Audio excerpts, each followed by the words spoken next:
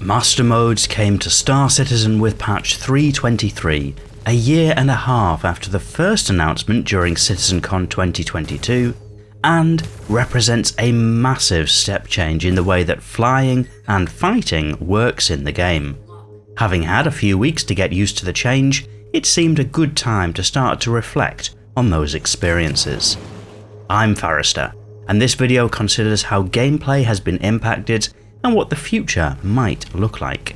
It's important at this point to make clear, my time in game these days is much less combat focused and almost exclusively PvE focused, so this analysis is from the perspective of somebody who does a little PvE combat and a lot of other stuff in the game. And that's an important perspective too. Not everybody who plays Star Citizen has to be a dogfighter, not everybody has to enjoy PvP, but it certainly flavours the thoughts that will follow.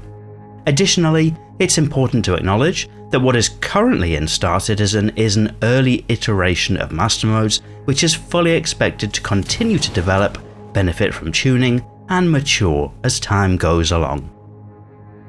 All of that said, the core of the Master Modes design seems to be centred around two elements: the Squadron 42 single-player experience and the dogfighting combat experience.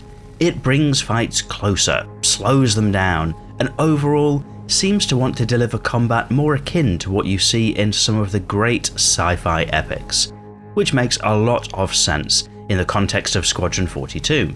But given that the whole system seems to have been designed to address the combat experience, it feels that that has been prioritised over the non-combat experience, and that's an inherent problem for the other gameplay loops in Star Citizen. Miners, salvagers, haulers, even space yachts are not a natural fit for Master Modes. At the very least, having Master Modes is an inconvenience to these ships, which tend to be slower than their combat counterparts, and therefore are hit more heavily by changes to the flight models. But it goes beyond that. One of the design choices of Master Modes is to force fights in close, and the design of the system partly achieves that by heavily penalising ships attempting to disengage. Ships that do not want to continue the fight are more punished by the system, which completely hammers the offensive and defensive capabilities of a ship that's trying to travel away at speed. This is an inherent problem for ships like a Prospector or a Vulture, which really are no match in a dogfight with a fighter, and whose only game plan when engaged is to escape. That option has been heavily curtailed by Master Modes, which just increases the vulnerability of those ships on the way out. There will be some players who believe that those industrial ships only exist to be prey to fighters, to be content for PvP players, but I personally view the extensive mining, salvage, and hauling gameplay loops as content in themselves.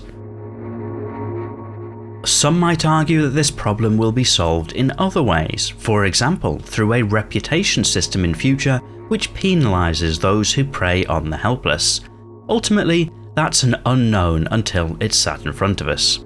Equally, there will be those who say it is incumbent on a non-combat ship to hire a combat escort. To my mind, that's a question of proportionality. Yes, in risky space, perhaps like Pyro, an escort might be necessary, but not everywhere. Equally, for a large multi-crew reclaimer, it might be more reasonable to expect that there are turret gunners aboard to help keep the ship safe. But for a solo Prospector or Vulture in safe space around Stanton, it seems a little less reasonable to expect that they would always have an escort. Partly because profits are so low, but also because to expect ships that are designed to operate solo could only ever operate as part of a group effectively kills solo mining or solo salvage, even in ships designed to fulfill that role. To do so would prioritise combat above all other gameplay loops, which feels like a bad design choice to anybody who is enjoying non-combat gameplay. There could be a lot of potential solutions to this even within the context of Master Modes. For example, Currently, the defensive capabilities of a ship are hammered when switching to an escape or travel mode. No shields, no countermeasures, which is clearly not ideal for a peaceful little prospector.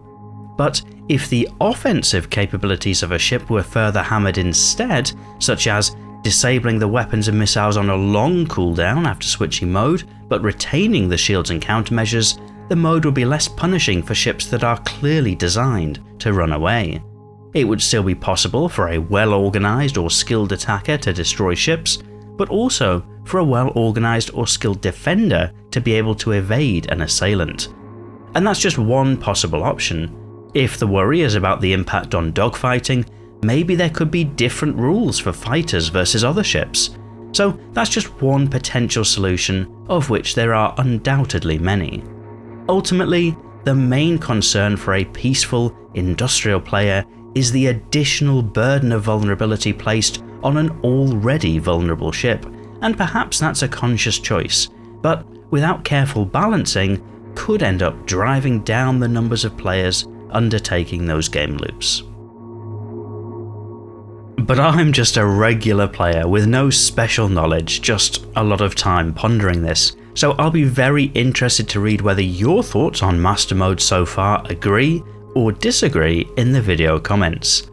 As always, if you're not yet subscribed to the channel but would like YouTube to show you more videos like this, then you might want to press that button, and if you thought this video was interesting or thought-provoking, then pressing the like button will give me the prompt to make more videos like this in future. But otherwise, and as always, thank you for watching.